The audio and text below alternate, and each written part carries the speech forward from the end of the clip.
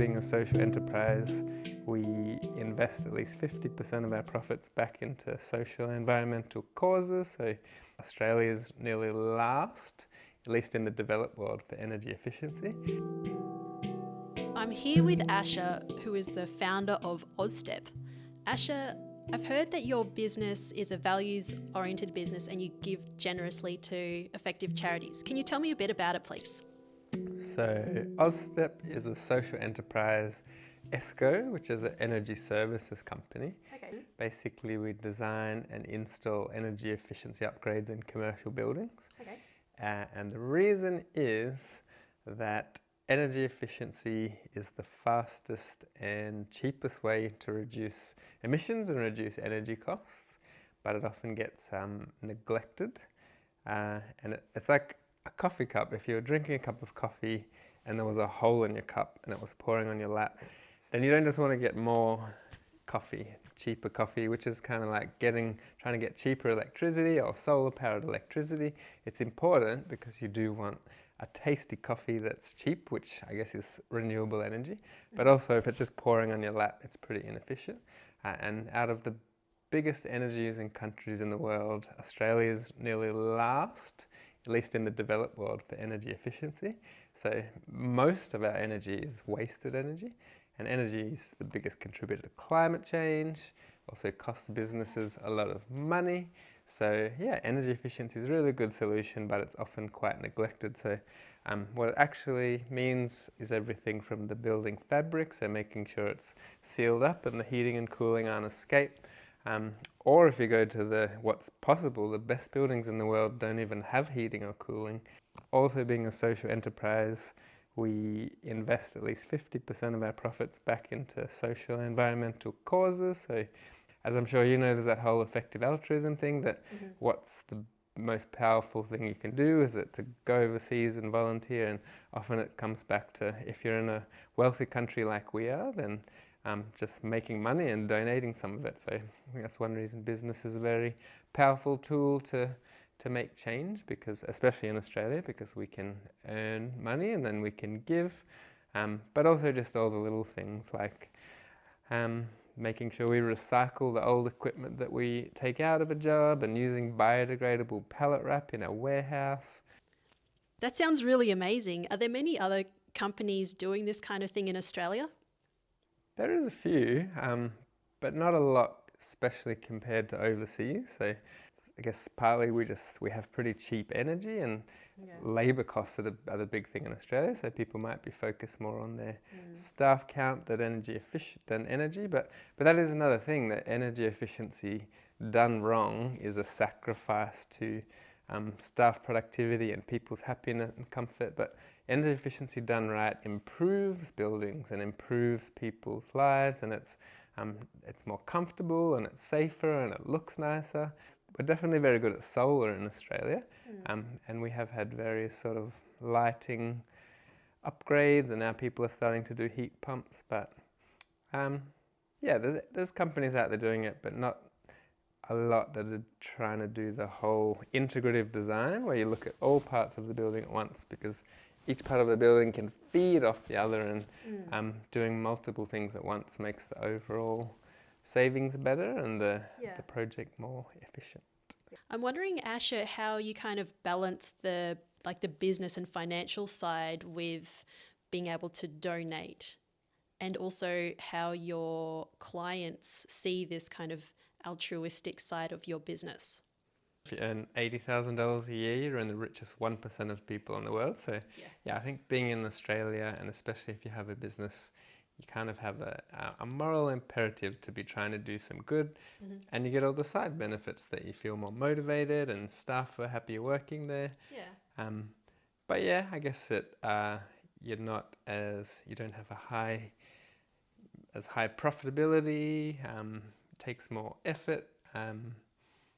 So I guess it's a challenge, but also, yeah, I guess like you say that sometimes the challenge brings out more enjoyment, that if it was just a easy thing, it wouldn't be as fun. Yeah, I guess so. For a while we sort of hid this, that it was just how we run our business. I'm very pro sustainability and taking the train instead of taking a plane, even if we're going from Brisbane to Melbourne. And it was just sort of how we do things. We wouldn't necessarily tell our clients because we thought it would alienate us. Over the years, I guess we do share more of it.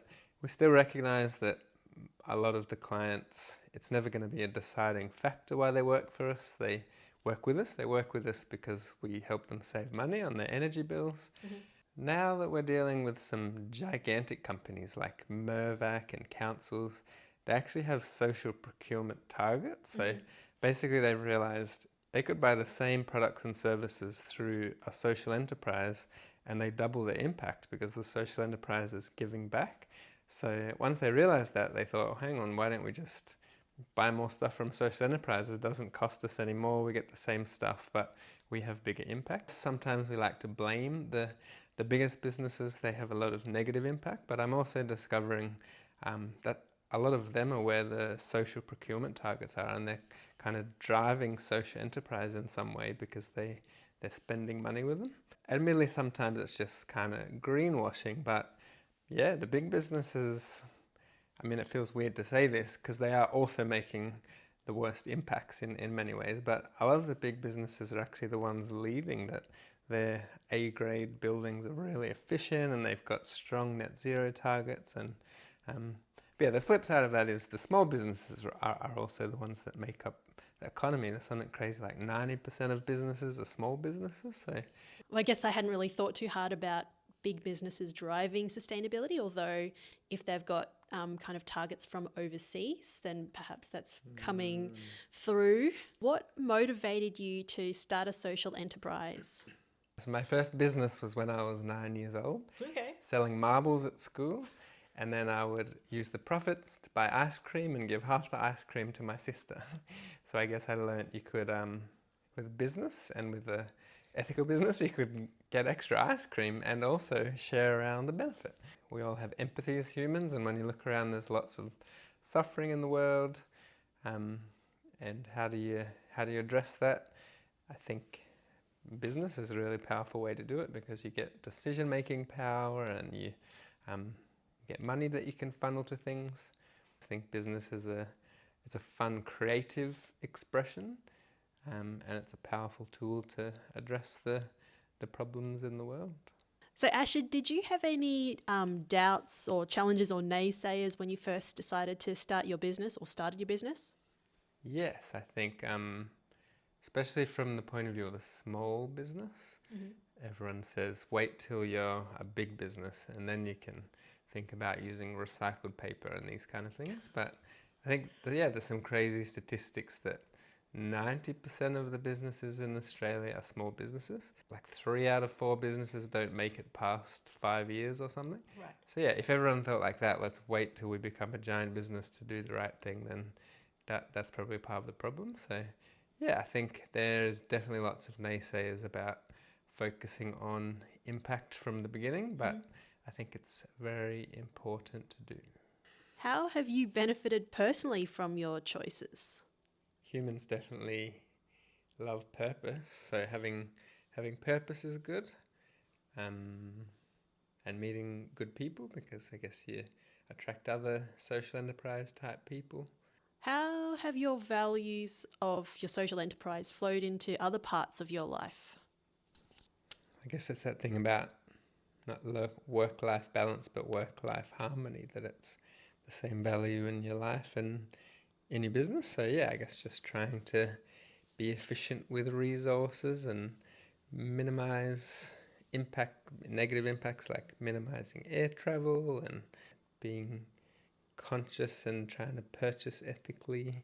I guess they're the same principles in personal life and in business. Yeah. Asher and his partner Adele invited us over for a really delicious dinner, which was vegan. Would you like to tell us about your food choices?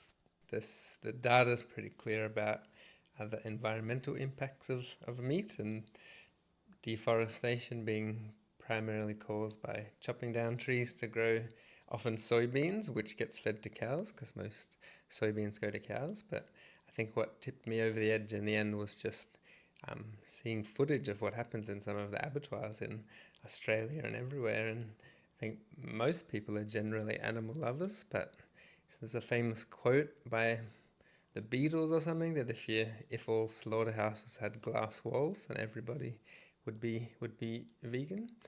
Um, Wow. yeah. I, for one, am quite happy that they aren't glass walls. And I know that's something that I need to look into. But for the most part, I have been a bit like, I don't want to see it, I don't want to hear it, and because I don't demand animal products, I'm okay with it for now. But I probably should. People will get footage out of abattoirs and things, and it will make it into the news and a cycle every couple of years, and then the meat industry will say that's fake, and then a week later they'll say, oh, it's real, we didn't know that was going on. And then maybe one place will get a fine, and like you can look right now, I think 6 months ago or something, there's 7 abattoirs in Queensland being investigated because the footage was clearly inhumane. But then I guess it fades away. And I think just because it's so easy to be vegan now, and there's so many choices, and an increasing number of people being vegan. And What would your ideal future look like? And if you could change the world, how would it be? I really like this idea of solar punk, that technology and nature are living in harmony, and it's inclusive, and it's a pretty good time. So I think, that happening, that it's not like we want to turn away from technology, but also not that we want to turn away from nature, but get all these things moving. Also, I think lately I've been thinking about this, that you can have all these amazing technologies and ideas, but if they don't get implemented, there's kind of no purpose. So once I was involved in co-founding a non-profit called Green Music Australia, which is working with the music industry to promote sustainability, because musicians are cultural leaders, so they have such a big voice, and the youth will follow what they say. And so that was really good, getting Jack Johnson to promote reusable water bottles and banning disposable water bottles at festivals. And I think we divested $30 million of our musicians' royalties out of banks that fund fossil fuels. But I've been thinking lately, maybe just if you can somehow teach compassion. This is your area with teaching in schools, trying to not just have all these amazing technologies and solutions, which we do need, but trying to get more compassion and kindness into just our culture, which maybe is starting with youth that are more open maybe sometimes to learning things. Yeah. Then maybe everyone would just choose to be environmental and use the right technologies and be kind to each other. I don't know how you achieve that, but what do you think? How do we increase compassion throughout the world? When we were young, do you remember what was his name? Captain Planet. Captain Planet, that's the one. And at the time, part of me was like, oh, that's kind of cool. And part of me is also like, oh, that is so uncool. While kids still, like, I think innately love animals and love life, they are very self-focused.